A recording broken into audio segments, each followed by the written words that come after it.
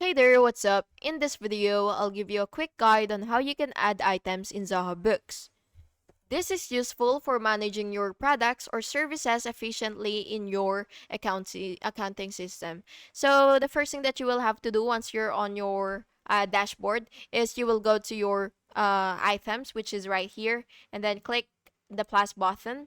And now that you're here, what you will have to do is just enter the item details. So, of course, you will have to to input your name, whether it's goods or service, and then the SKU and the unit and your tax preference. And yeah, this is optional, but yeah, it really depends on you. And then of course, you can configure your inventory. You can enable inventory tracking if needed, and then set an opening stock. And once you've filled in everything, you will just have to um click save. And of course, all of the details check if all the details are correct, and make edits if necessary. And yeah, that's how you can add items in Zoho Books for smooth product or service management.